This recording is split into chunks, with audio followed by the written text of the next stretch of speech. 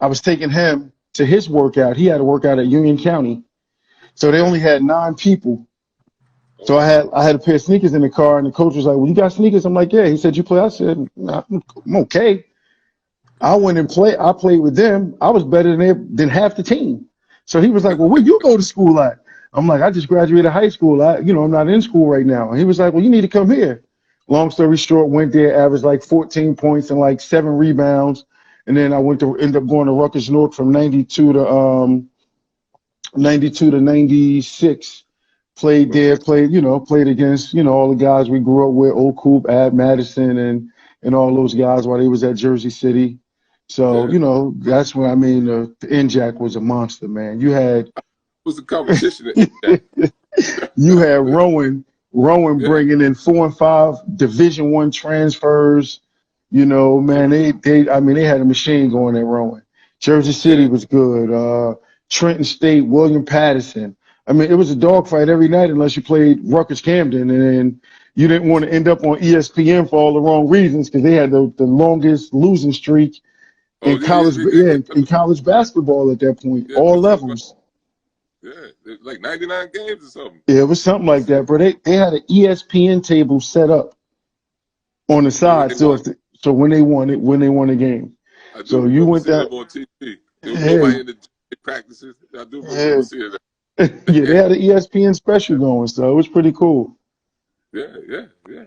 So after college, after Rutgers, how did you get into like coaching and stuff, right? I started teaching. I started teaching at Irvington High. Bam Robinson got the head coaching job at Irvington, and I coached with him for a year. This is in like 2000. 2000, Okay. 2001, I coached at Irvington High for a year. We actually had a pretty good team. Had some good players.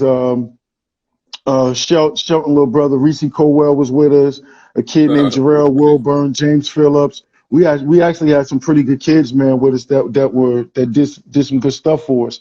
And then I stopped coaching and I started my summer camp. I started doing the Vincent Robinson Basketball Academy summer camp. I did that for maybe 10 or 15 years. And then Okay. That's right. Alif Muhammad started the near prep. He started near prep, and me and him Okay. was like really, really cool. We were cool. So he was like, Yeah. "Hey man, why don't you come down to near prep and be my athletic director and my head coach of basketball?" And I was like, "All right, cool." Okay. So that first year near prep, man, we had 9 kids that went Division I. Dave Laurie, Yeah. Sean Berry, JoJo Swift, Dion Waiters, Javon Raymond. Um, we Dion had. No, we called our Dion Waiters the other Dion Waiters. Our Dion Waiters was from New York. They spelled their name exactly the same, but Yeah, we that's called crazy. our we called our we called our kid the other Dion Waiters. He ended up going Division I. So we had a machine going on at near prep. Then that second year, we ended up like Where was that second year, located? Near prep is located inside the Robert Treat downtown North Hotel, inside the business Oh, center of the really? Robert Treat. Yep, it's inside Okay. the business center of the Robert Treat. So, he had the classroom and everything. All our guys was going there. And Near Prep was a school that you went to get your grades right. Near Prep was an upgraded version of Laurinburg in North Carolina, where Okay. everybody used to go to Laurinburg in North Carolina back in the day to get their grades right. That's what Near Mhm. Prep was. So, that second year we had some really, really good kids. We were deeper but we were literally like 14 deep, man. I didn't care who I put in the game. The philosophy was the same. We're so, going to press so, the so hell how out long? of you. Mm-hmm. I didn't hear Press you. the What you hell say? out of it. I hear you. Now you Oh, you said can hear press me? the hell out of it. Then what? Yeah, I can hear Yeah. you. So we was going to press you. And my motto was I'm a sub 5 in and 5 out. We're gonna press the hell out of everybody. Have fresh legs. Yeah, Fresh fresh legs. legs, man. That's how we. So every five That's how my minutes, boys every be five doing minutes now. I was yeah. So every 5 minutes I was subbing. Yeah, Every 5 minutes I was subbing. And yeah, that's every kid on our team was got a scholarship. yeah. Because everybody gets seen, Yeah. get playing. We had Everybody, guys that was coming off the bench going Division I. And on that team, we had this kid, Fat Man from Nord, Noop signed with Maryland Eastern Shore. We had Aki Williams, who signed with Marshall. Shaq Thomas went to Cincinnati. Man, we had a bunch of kids on that team. Kelvin Omeo went to That's my man Shaq from Patterson. yeah. Yeah. We had Shaq on the team. We had Kelvin Omeo. He ended up going to Marshall and Iona. And then as a grad transfer, he went to Loyola Marymount. I mean, Kelvin came off the bench on that team. Right. I mean, that team was loaded. And then me and Ali, we had our little issue. So I left there and I started the Robinson School. And when I started the Robinson School, I mean, the motto was the same. We're going to bring in 15 kids. We're going to train them. And we just going to press the hell out of everybody. And, I mean, that first team that I had, I mean, that team was good. I had a kid, Danny Lawhorn, who's arguably the best point guard I've ever coached, man. This kid, he ended up going to Washington State. Okay. He went to San Jack for 2 years and led the nation in assists both years. And then he ended up going to Washington State, 5'10" kid. We had Aki was on that team. James Phillips. Man, that team was deep. Rashawn Stores came off the bench and got a D1 scholarship to Manhattan. He's actually an assistant coach right now at Manhattan. Oh, right. So we were really good, man, and it just kept trending, and then we started getting nationally ranked, and people started taking notice to the things that we were doing with our guys as far as coming in, doing ACT prep, getting these guys scholarships. And then from there, Coach Watson, and I had other offers to go Division I, like Maryland Eastern Shore and some other D1 schools offered me assistant coaching positions, but I wasn't ready at that time. The Robinson School wasn't where I wanted it to be. My kids were younger, and I'm like, I'm not leaving my kids at this time. And then when Coach Watson got the job at Miles, and he offered me an assistant coaching job at Miles, my kids were older. They was like, nah, Dad, go ahead, do your thing. So, it's been a great experience, man. Miles has never won prior to us getting a job there. So we ended up first year, ended up winning a regular season title, conference title, led the nation in defense, went to the NCAA tournament. I mean, second year, did the same thing, led the nation in defense again, went to the NCAA tournament, won the regular season and conference tournament. They canceled the NCAA tournament this year. I thought we really had a good shot this year to win our region for the NCAA tournament. I thought we had a really good shot. What was your record this year? We was 24-4. We was 24-4, ranked number 19 in the country this year. One of our players, Avery Brown, was the player of the year in the conference. And then one of our other players, Jelani Watson-Gale, he was second team all conference tournament MVP, averaged 22 in the conference tournament. So, I mean, we had a really, really good 1-2 punch that was going. But, I mean, I think of Miles' defense, man. In 2 years, we've given up 80 points one time. So we've given up 80 points one time. One time we've given up 80. We've only given up 70 points 5 times. Everybody else has scored under 70 points. And we played 3 D1 exhibitions, Jackson State, Sanford, and Arkansas Little Rock. And none of those 3 teams scored 70 points on us. Arkansas Little Rock? Yeah. Marquise? New York. Yeah. I was chopping it up with him before the game because the Patrick School used to practice in the Gatlin Center when I was there. I was chopping it up with him before the game. Oh yeah. He's doing this thing out there. No, so is it a big jump from HBCU ball to prep school ball? Is it a big difference? Not really, because again, it's all about the culture that you're going into and the culture that you establish. Like our culture at the Robinson School was defense. I didn't care who scored. I didn't care if you averaged 1 point or 100 points a game. My thing was we had to hold everybody under 54 points. So at the Robinson School, if we didn't hold a team under 54, we ran after the game. Every point we gave up over 54 was a down and back. So we'll win a game 95-60. So after the game, our guys, they know after they shake hands, get on the line, and we run it. Because, again, my motto was, I ain't worried about the competition we're in front of. I'm trying to win the championship. So when you instill those championship values in your team, now you got guys, your bottom 5 guys, and they're playing the last 8 or 9 minutes of the game. Another team got 45, but you got the starters in the second team like, yo, don't let them score, man. We ain't trying to run. That's just that. All that's doing is instilling the culture. All that's doing is keeping the culture going. I mean, we got guys that if we lost the game, guaranteed a Danny Lawhorn, Aki, Rashawn Stores, them guys would call me the next day and be like, yo, we lost to such and such. I'm like, yeah, man, we lost. No, coach, put me on speakerphone at practice tomorrow. They'll call, I put them on speakerphone, I walk out the gym. But that was the culture because those guys knew that they started something with the Robinson School that they wanted to see to continue to grow. Yeah. How long was you at the Robinson School, man? I started in 08, 09, and I left in 2018. So 9 years. I was there for 9 years, and I turned it over to my cousin B. Crawford, and, he's running it now. Good old B, man. Hey, man, I learned from the best, man. I learned from the best. That was my AAU coach, man. B was everybody's AAU coach. Yeah, man. B took us all over, man. Man, Ohio. All I heard about was, all Ohio. Them Ohio trips are legendary from what I hear. Ohio was like EYBL back then. That's what I heard. That was who all Ohio read? Yeah. It was in Columbus. Yeah. In Columbus, Ohio. Yeah, I heard them Ohio trips are legendary. Yeah, Memorial Day weekend, man. Yeah. So just trying to see who I could get from Jersey to come down to Miles. Again, man, when you're a college coach, you always want, I don't want a Division II kid. I want a Division I kid.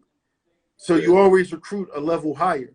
And some people don't understand that a Division II kid, you want to be better than your league because my motto has always been, I want to play for championships. I don't just want to coach college ball. I want to play for championships. And you got to believe, one of the reasons I took the job is because, I believe in Coach Watson. Like he had won numerous championships at Benedict College. And I'm like, okay, he win championships. I win championships. Like, it works out. Yeah. I seen y'all had Charles Barkley. Yeah. Charles Barkley donated $1 million to the school. Okay. He's from that area. He lives literally like 15 or 20 minutes from Miles. Okay. So he's from that area. He's from like Leeds, Alabama, which is literally like 15 minutes on 20 going towards Atlanta. So you got to go past where he live at to get to Atlanta. People don't realize there's a lot of hoopers come out of Alabama. Man, it's a lot of athletes in Alabama. Yeah. It's a lot of athletes in Alabama. You got DeMarcus, Dirk, Coleman. Yeah. Boys out there from Alabama. Because Bledsoe is from that area. Bledsoe is from that area. You got a lot of guys that can play. A lot of people look at, and I was the same way prior to getting there. I looked at Alabama. I'm like, man, that's football. I'm like, man, that's football. You know what I mean? But then when you get down there, you see they got guys that can really play, man. Charles Sprewell from out there. Sprewell, I think he went to Alabama. I don't know if he's from Alabama, but he went to Alabama. Like our campus is 45 minutes from the University of Alabama. We're literally 45 minutes from them. So I didn't get to an Alabama game last year. I was texting with Nate Oates, and I was telling him, I'm gonna get down to one of their games. They told me, whenever you want to come to practice, just let me know. I'm trying to actually get an exhibition game with them. One thing about winning, man, when you win, like when we first got there, playing D1 exhibitions, everybody, anybody I call, like, we'll play y'all. Now that we're winning, I can't get a D1 exhibition to save my life. They don't want that on. They don't want that on. And like guys, man, they'll hit me like, man, y'all led the nation in defense.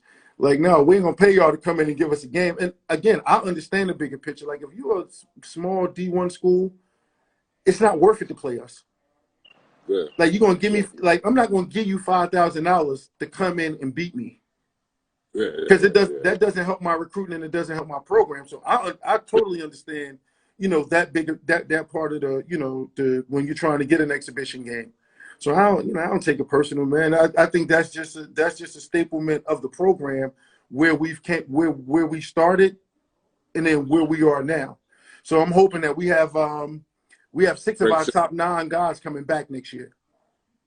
Spreewell from Milwaukee. Yeah, Oh, yeah. yeah. Yeah, we have 6 of our top 9 guys coming back, so we should hopefully we should be preseason top 25 next year. So y'all need some big dogs. Y'all need some big dogs on the schedule, man. Like, I'm trying. I've called every Division I school in Alabama, Georgia, Tennessee, and Mississippi. Oh, see. You playing people that know y'all. You got to come up north. And we ain't gonna, you ain't gonna travel 10 hours for $10. Yeah, but most of them, with a lot of the big time schools, like I hit Ira up at Auburn, and I know what they do. Auburn every year they play different schools. So I talked to their guy that does it, and he was like, he put us on the list. So in the next 2 years, he said, that they probably be able to play us. Okay. So every year they try to give a different Alabama school a D2, or every year they try to give a different Alabama D2 school an opportunity to play them. And I think that's dope, man. You help their program out financially, huh? There's a lot of schools in Alabama. People don't even know that either. Man, there's a zillion schools. Alabama's a lot bigger than what I thought it was. Like Mobile is 4 hours away from us. I learned that after 1 year being at Southern out in Baton Rouge. Yeah. And it seemed like everybody was from Alabama. You're like, oh, y'all from Alabama? Man, like, Alabama is huge. Man, we got kids. When I first got down to Miles, my first week, I'm like culture shock. We city kids. And I'm talking to kids on campus, and one kid told me, he was like, nah, coach, where I'm from, he's from Tuscaloosa County. So I'm like, you from Tuscaloosa? He said, no, I live in Tuscaloosa County. And I'm like, okay. Dude told me that they don't have a street light in this town. Yeah, some part of Alabama don't, man. I said, what you mean? So I'm like, what you mean you don't have a street light? He said, we don't have a street light.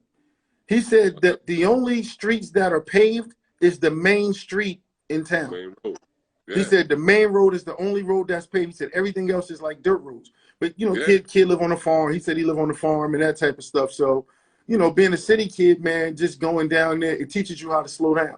My first week down there driving, in Jersey, the yellow light mean go. Man, people stopping. I'm got to slam on the brakes, and I'm like, man, what the hell am I doing? But it teaches you to slow down, man. They people in the South enjoy life. If they don't do nothing else, they enjoy life. They ain't rushing. They ain't rushing for nothing. They ain't gonna have no heart attack, bro. Yeah, they don't rush, man. They take their time with everything. You in the store shopping, everybody just shopping like, they don't have a care in the world. Like, what you rushing for? Yeah. They're looking at you like you must be from out of town. Yeah, and I didn't realize that Alabama's an open carry state. So my first day down there, they taking me to Walmart to get some to get sheets and stuff. So we walking in Walmart, man, I see like 3 dudes with their guns on their hips, and I'm on the phone. I'm on the phone talking to my man Ray, and I'm like, yo, let me call you back. So I'm with one of the other coaches. I'm like, yo, bro, everybody got their gun on them. He's like, it's an open carry state. I'm thinking, I'm like, man, it's an open carry state. You in the barbershop, jokers got their guns on them. Yeah. I said, man. You down bottom for real. Yeah, but it's cool, man. I mean, one thing about it is centrally located. So you're I'm 2 hours from Atlanta, 3 hours from Memphis, 5 hours from New Orleans. So, it's centrally located.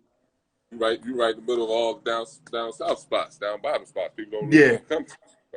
Yeah, so when I recruit, if it's a Memphis kid, I'll go to Memphis, or leave early, go to Memphis, see a kid in Memphis, get back to practice later on in the afternoon. You can do that, especially Atlanta. Like, I'll be heavy in Atlanta. You don't be partying on Bill Street too much in Memphis. Oh no, yeah, I've been on Bill Street. down in Memphis. Yeah, Bill Street is nice. Yeah, I've been there. The little Wet Willies and all that right there in Memphis. Yeah, they have all the little food spots with the cobblestone streets and everything down there. Yeah, it's pretty good, man. I enjoy college, man. I think that one of the differences in being a college coach and being a post grad coach, With the college, you know, you got the machine behind you, so you don't have to worry about. I don't have to worry about, you know, kids coming, paying tuition and all that stuff. All that stuff is there already. So now all I have to do is, you know, coach, you know, academics and basketball, and that. This school offers full scholarship rides? Yeah, we got 10 fulls. We have 10 fulls. So 10 is the max that any Division II school can have, and 13 is the max that any Division I school can have. So, you know, you don't want to make a mistake on a kid, you know, and give a kid a scholarship and the kid ain't good enough. So that's why, you know, I'll be extra picky, you know, with the kids. And, you know, you get some kids that are good enough, but then you don't want to bring a kid who character you got to bring into question. Because Miles ain't a school, and it's not a town where kids can, you know, if you're looking at the party and all that stuff, this ain't the place. But if you're looking, you know, you're looking to get an education, play, you know, learn and play basketball, and, you know, like Birmingham is loud, man. Yeah. You know, and our guys, man, they, you know, most of the guys on our team have cars, so they go out. The mall is out there in Birmingham. It's a bunch of malls out there. It's quite a few malls in Birmingham, Hoover. They got different malls, but our guys go out. You know, our guys go out, man. They hang out and they do their stuff, but you know, they do that on their time. You know, so you know, we let them. We know that they're in college and we're allowed to find a little spot. Yeah, they got a couple of little spots they go to. You know, when they talking, you know, they don't think you're listening, but I'll be listening to them talk, and you know, they throw their little skinny jeans on and hit their little spots they going to. So you know, I mean, but it's a good situation, man. I enjoy it. So I'm looking to see how we do this year, just with having 6 of our top 9 guys coming back.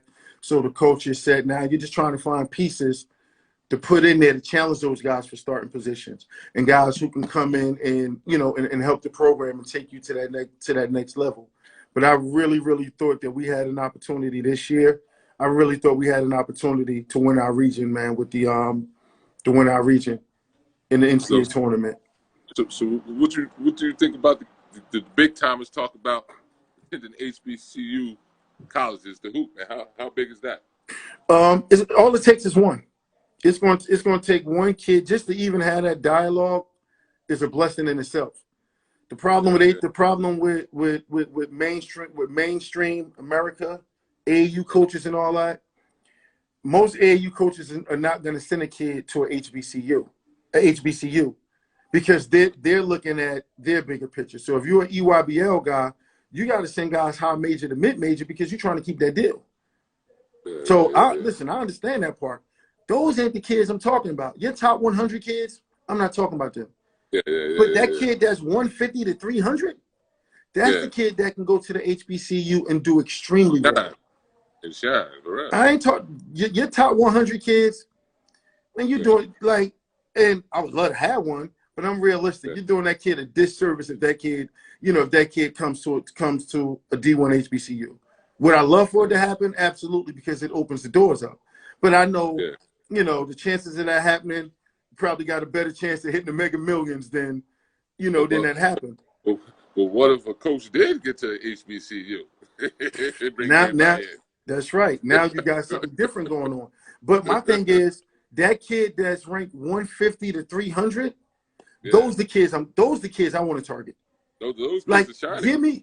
Let me actively recruit 5 of those kids. Because if I can get 5 kids who are top 150 to 300 to go to an HBCU, and those kids, talent-wise, are better than the league, and you can go make some noise, and then you start beating a couple of those mid-majors that you got to play the money games with. You start beating some of those guys, well, guess what's going to happen? Now other kids who are top 150 to 300 are going to say, well, shit, those 5 guys went to Maryland Eastern Shore, and they beat, you know, 5 mid-major teams. You know what? Us 5 can get together, and we can go to a different HBCU, and then it starts to trend, because this generation is nothing but monkey see, monkey do. Yeah, this is trend generation. Once the trend starts, it's over. So it's gonna take like a group of 2 or 3 to say, "Yo, let's do it." And you know, and once they do it, once you can get 3 kids top 150 to 300. to say, you know what, we're going to go to an HBCU. And if those 3 kids go to that HBCU and they start beating some of those mid-major games, because, you know, all HBCUs Division I have to play money games. So that's why when you look at their schedule, their record is actually a misconception, because they have to raise money for their total the total athletic department. So if you had an HBCU, for instance, let's say you had, I don't know, a Maryland Eastern Shore, well, they may have to raise $600,000. So now how you raise that money? You go play high majors.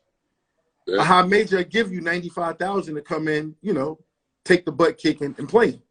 So now you got to play 8 or 9 high majors to try to get money to fund your non-revenue sports, which are tennis, golf, bowling, cross country, track and field. So when you look at a Rutgers football, the same thing with football. You have those football teams like Rutgers will pay a Howard or Hampton $1 million to come in and play them, because, you know, the margin of error is real slim for Rutgers to play them. So you know, those programs have to raise money just because they don't have huge endowments like Rutgers endowment or other PWIs that have big endowments. So they have to raise money for the athletic department. Remember, Georgetown used to play St. Leo's every year. Yeah. Georgetown would give them like $150,000, and that would fund their entire. That would fund their entire athletic department. Yeah, the damn sure did, Georgetown. Georgetown used to play St. Leo's every year, give them either $150,000 or $200,000, beat them by 90, but that would fund St. Leo's entire athletic department, all their sports. John Thompson's getting out that bag, man. Yeah. So, you know, I mean, but man, I enjoy HBCU basketball, man. I mean, it's an environment. You can't duplicate the environment, man. You can't. People don't realize how good HBCU basketball is. You got 2 schools. Man, that thing better than big time. If you go when we play, prior to us getting the job, I mean, they said the games were packed. But, you know, we've been winning from day one when we got there. Now, if you don't get to the gym by the women's game, conference games, if you don't get there before the women's game, it's a good chance you ain't getting in the game. Unless you know somebody, you ain't getting in the Miles game. And then our rival is Tuskegee. Tuskegee, Alabama. We have to play. We always play them on a Saturday. You better, because you know after party gonna. The game is insane, man. I get dudes calling me like, yo, Vince, I'm outside, man. I can't get in. I'm like, yo, bro, I can't get you in. I mean, it's the line. I mean, if we plan them at 5 and the women playing at 3, people start coming at 1 o'clock. It's tradition, like that's big. It's tradition, man. And you're talking about during media timeouts, you have the sororities and the fraternities battling, doing their strolls, and I mean, it's crazy, man. Man, I went to Southern, man, and I was there for a year. I'm like, man, I didn't know it was like this. I didn't know. I had EKU. They're going to Southern. Like, what? Oh, that's culture shock. What that's culture shock. Like what? Southern University. Oh man, one of the best HBCUs I've been to, man. Yeah, and you know, and for me, man, it's different because you know I went to PWI. I graduated from Rutgers North. Like I didn't see a black professor unless I took an African American studies course. So you know, to be on a campus where you know the majority, 90% of the professors are African American, and they got Dr. this person in front of their name, or Dr. that, you know, in front of their name. I just think it's motivation for kids to really, really, you know, want to achieve. And then one thing about being at a HBCU, you know, when a kid get on their nonsense, they're not going to kick them out because they know if they kick that kid out, that kid don't have anything else. They're gonna work with the kid. They're gonna work with it. They're gonna work with the kid and make sure, you know, if that kid want help, they're gonna make sure you get all the help you need. And they're going to do everything in their you know power to make sure that kid graduate. That's one of the biggest things that you know at an HBCU. You know, one of the things that I enjoy about Miles is we don't have classes on Fridays. Nobody, you know, there's no Friday classes. Classes only Monday through Thursday. And this is the first.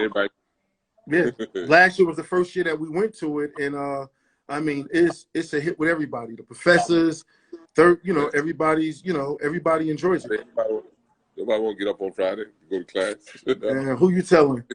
Thursday was my last day of class for the week. Friday, I'm off. Yeah. So if you're a regular student, and let's say you're from Atlanta, you're from Memphis, after your last class Thursday, if you want to go home, you could be out, and you don't have to come back to Sunday. Yeah. Definitely, man. Yeah, bitch, man. Yeah, man. You see somebody saying, wonder if you have any spots left for Miles at 6'5" wing player. Yeah, if you're good enough. I mean, I'm still looking. I'm looking for, like, right now, I'm looking for a big. We're looking for an athletic big. We're looking for like a 6'5", 6'6" wing that can shoot the ball. And we're looking for actually two bigs and possibly two wings. So, I mean, we still have scholarships available, but, again, it got to be the right fit. Like the kid, he got to be academically good. Our team GPA is like a 3.4. So we don't mess around, with the grades. Our team GPA is a 3.4. So if a kid got a 2.2, I'm not going to even look at that kid, man. Yeah. Drop your GPA.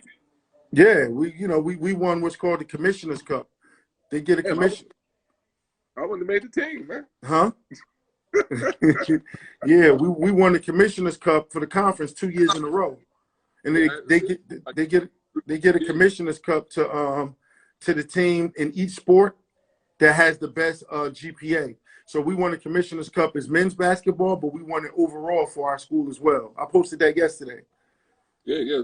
You got a bunch of brainiacs on that team, boy. Man, no, we do 2 hours of study hall every day. And then, guys, man, when you don't leave a huge margin for error, our guys buy in. We got I want to say we got 4 kids with a 4.0.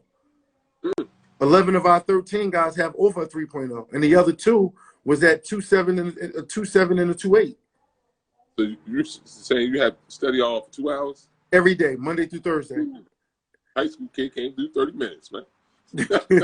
No, we do 2 hours a day, and then we have study hall on Fridays. So the way to get out of your Friday study hall, if all your work is done, and then I get every student's username and password, so I can see all the work you've done, all your work that's pending, everything that you need to do. So I check everybody what's called Blackboard on Thursday, and if I check your Blackboard on Thursday and you don't owe no work and you caught up with everything and you got A's and B's in all your previous work, you don't have study hall on Friday. Oh yeah. Everybody buying in with that. That's right. So that's one of the things that that we do. And then one thing that helps us out as well at Miles, we're a booklet school. All our books are online. So all our kids take their laptops to class and they take their notes on their laptops. So they carry their notes. They can't say they have their notes. Your notes are on your laptop. Yeah, it was your laptop. Yeah, and even with our study hall, we take their phones. So they got to sign in, and then once they sign in, they give me their phone. You can't have your phone during study hall. Okay. That's the way to get to the top right there, man. Man, it's together, man. Yeah, I mean, and it's all a part of the culture you're building, man. When you're building a culture, you got to start it off right, or it's gonna go left.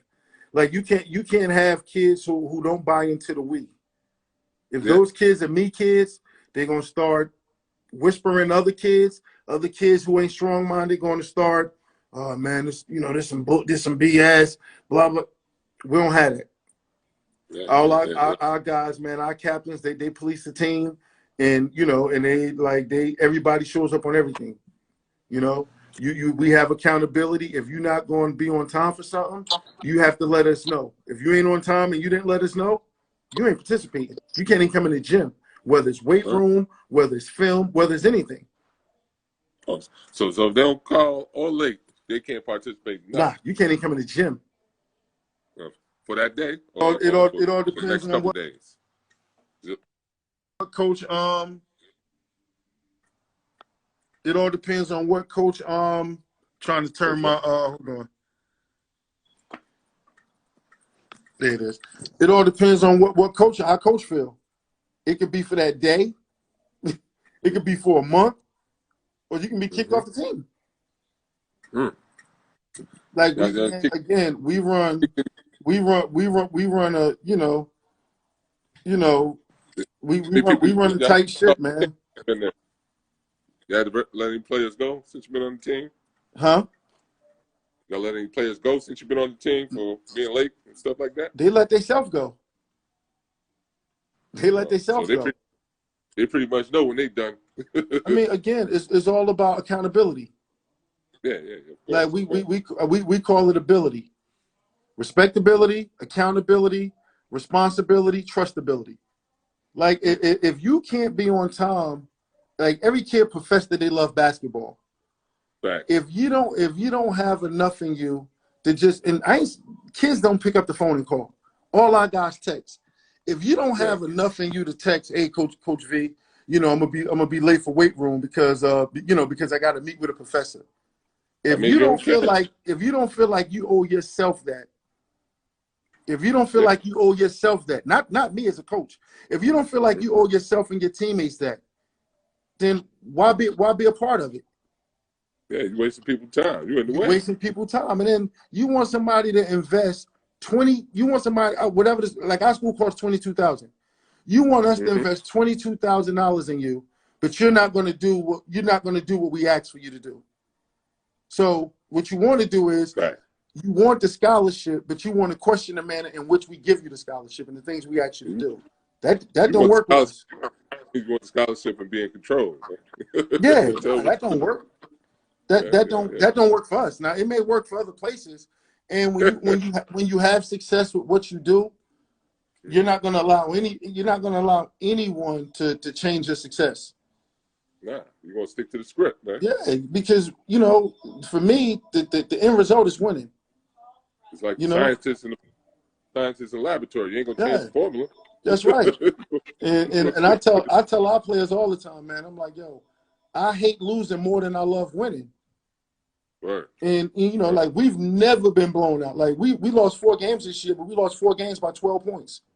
We lost 2 at the buzzer. One, a kid hit a 3 with I want to say maybe 4 seconds left, and then we lost the 5 to Clark Atlanta, and we missed 8 or 9 foul shots. So we lost 4 games by 12 points. Yeah. But it ain't the 24 wins that I still think about those 4 losses. Like, what could we have done to win those games? Yeah. A few less mistakes, so you win those games, right? Yeah. But it's again, man. For us, it's all about the culture. The culture that we've established is great, man. I mean, we got a great situation. I mean, our former president, man, when we went to the NCAA tournament and we lost to the number 1 seed, man, he was so happy he flew us back on a private jet. Oh, he pulled out the private jet. Oh man, we was on the PJ flying back. Yeah, that was a great thing for the kids, man, for the program, and that's one of my recruiting tools. I send kids when I'm recruiting, I send them, the video of us getting on the private jet, on the jet in the waiting area. So, it's cool. So, I mean, I enjoy it, man. I think, HBCUs get a bad rap just because they don't have the financing, the facilities that, your high majors and your mid-major PWIs have. But I always say, if you get 4 or 5 of those 150 to 300 kids to come to an HBCU, after those kids come, the financing is going to come. The TV deals are going to come. Right. All the things that HBCUs don't have, that's going to come right behind those guys, because when you start winning, people start investing in your product. Yeah. They see marketability there. Yeah. You know what I'm saying? So, I'm curious to see, and like I said, I'm not talking about the top 100 guys. If one of those guys come, man, bless them. Every HBCU in the country would love to have them. But yeah, you can't get them under 100 guys, though. Yeah, but those guys that are 150 to 300, those guys would be stars in the league. Like I was looking at Noah Farrakhan. Yeah. Man, Noah Farrakhan would have been a beast at a HBCU. They would treat Really? Noah like LeBron at the HBCU, because a Yeah. kid like Noah with the athleticism that he HBCU, has at an if it's his, HBCU, if it's his swag, if it's every man, he would own whatever HBCU campus Noah went to, HBCU, he would own that campus. Like they will put marketing dollars behind him, because number one, he's a media darling. He has the swag, he has the look. The girls on campus gonna love him. Like he would literally be the darling of the conference. And there's nobody in the conference who can do what he do on the basketball court. Like Noah Farrakhan would come in as a freshman and probably average 20 a game. My boy that played for Cleo Hill down at Shaw. What's his name? Flip. Yeah, Flip Murray. Yeah. Flip Murray. They had a kid at Shaw 2 years ago that led the nation in scoring that went into the draft. Yeah. My man Cleo. I remember I was coming out of JUCO at that time, and he was trying to get me to come to Shaw. And he was telling me about Flip Murray coming there. Yeah. At the same time. Man, Flip tore the CIAA to pieces. Word. And they had a kid, I can't think of the kid's name, but he was at Shaw, or it may have been Winston-Salem. He was there 2 years ago. This kid led the nation in scoring. Amir something. I can't think of the kid's last name. But man, this kid was a bucket. I mean, he was hanging 30s and 40s on people like they was going out of style. But guess what? That crowd at them games make you get 30 and 40, boy. Man, the HBCU crowd's almost like playing at the Rucker. For real. People don't get that. They're running on the court. They're running on the floor. I mean, ball at HBCU, yo. Man, HBCU environment is second to, you have your Carrier Dome environment with 100,000. That's a different environment. But that HBCU environment where they're right up on you, because it's so small and intimate. They're right up on you. They talking smack to you. You go to places like Lemoyne Owen and smack dab in the middle of the hood in Memphis. Ooh. And the people sit right behind you. So they talking junk the whole game. But again, man, that's the environment that, we grew up playing in. When you playing down the whole Branch Brook, that's the environment we like. I love playing at Lemoyne Owen. I love those type of environments. Word. NCAA don't give you those. Nah. Those small, intimate environments. And we're actually they're about to break ground. They got approval. We're putting a new 3,000 seat arena on campus. I gotta make my way down to Miles, man. It's $20 million. $20 million arena, brand new arena that's going to go on campus. 3,000 seats. I think they're going to have like a couple of press boxes and a couple of luxury boxes. So they're making changes. Our football team won the conference championship back to back. So that's the first time in conference history that a football team and a basketball team both won the conference championship back to back. So hopefully both of us can win it. The three-peat. Yeah, I know. I got to make my way down to Alabama, man. You right there, man. Yeah, you Kentucky, right? Yeah, come down, man. Game. I don't know if y'all look at our schedule on the same day. Yeah. Anytime in Kentucky, we had a game that day. Yeah, when we went to Kentucky State, y'all had a game. I remember we was texting and you was like, we play too. Anytime he came out this way, we had a game the same day. Yeah, we're gonna connect and get it right. But man, I love the HBCU environment, man. I mean, I just think that some kids are missing out. And for me, even when I was at my prep school, I always tried to send my kids to where they could be bigger than the league, because it improved their opportunity. I thought it always improved their opportunities to be a pro. As opposed to going but everybody's situation is different. You know what I mean? And I know that we're gonna get that one kid that people thought that we shouldn't have got at Miles. But again, if winning is important to you, then Miles is a good situation. Because you're gonna compete and win your conference, man. Man, you're gonna compete and I tell kids, I think at Miles is, and I recruit. I say, at the end of the season, when everybody else at home and there's only 64 teams left in the entire country playing, there's 80% chance that, you know, at Miles you're going to be one of those guys still playing. Makes sense, man. Might as well be there. Yes. Not be home. So I said everybody else then turned their uniforms in. Their coaches, you know, looking at vacation. We're still playing. We're still playing. Yeah, they ready to hit the beach for spring break, man. They ready to go to Panama City or somewhere. Yeah. I didn't really. Miles is not that. You know, Birmingham is not that far from like the Gulf Shores, like the beach and all that stuff. I want to say it's like 2 hours away. I've never been, but you know, I heard it's like 2 hours away. Yeah, they got the casinos and everything. Yep, they got the casinos and stuff down there. I know, you know, some people that be going down from Birmingham to go down there to the casinos. Yeah, heard it's nice too. I ain't been, but I heard. Yeah, they got the casinos, and then some people will go to New Orleans, and they'll jump on them riverboats, the riverboat casinos that go out on the Gulf of Mexico. Some people jump out and they go do that stuff. I took them trips from back roads to New Orleans on I-10. Oh, you did that? You did the I-10 trips? And shoot, me, Pete, you know Pete. Sip, that's my man. You know, I sent him my little man and shit.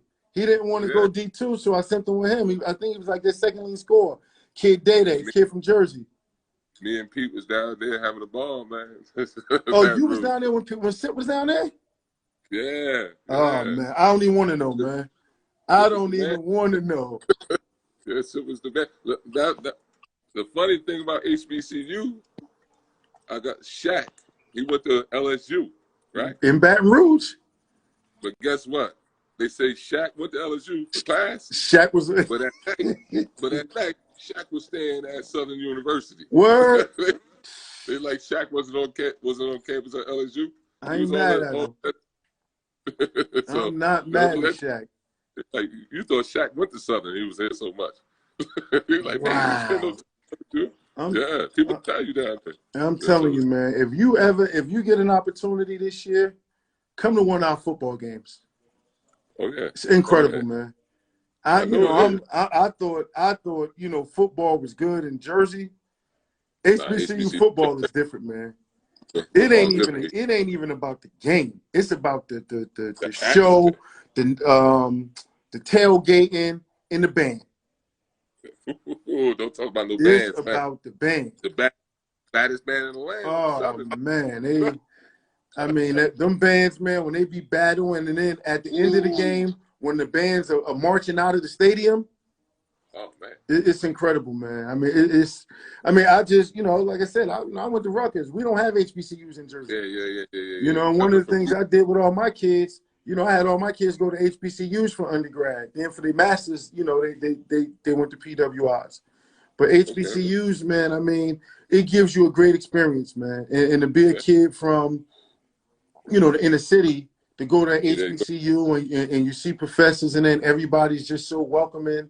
You know, when I first got down there, as soon as I opened my mouth, they're like, "You from New York?" I'm like, "No, I'm from Jersey." And they was like, "Well, that's all the same to us." I'm like, "No, I'm from Jersey." And they was like, "He's kind of aggressive." I'm like, "Nah, well, I'm just like you know, I'm from Jersey." Yeah, tough man. Yeah, but it's cool, man. I enjoy it, man. You know, I'm settled in. I'm settled in real good down there. You know. Getting different things done, you know, just on the basketball front. Like, you know, we go to church as a team once a month. As a team, we go to church. We do a lot of we do a lot of community service. Like we do the Read to Achieve with the little kids. We feed the less fortunate. We invite little kids to our basketball games, and stuff like that. So man, we do quite a bit for the town. Yeah, you know, our football coach is our AD, man. Great guy, man. Coach Ruffin, great dude, man. He is about Miles. He's about sports. We just got a new president. That's the reason Barkley donated the $1 million, because we just got a new president. I think my president and my president's husband and Barkley were friends, you know, from when they was little or something to that effect. So Barkley donated the $1 million to our school. So. Oh, okay. Yeah, man. Got the chance to chop it up with you, Vince. Yeah, man. Long time coming.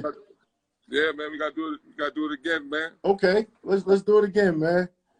Check back up with you. Okay. See what you as the season come back, man.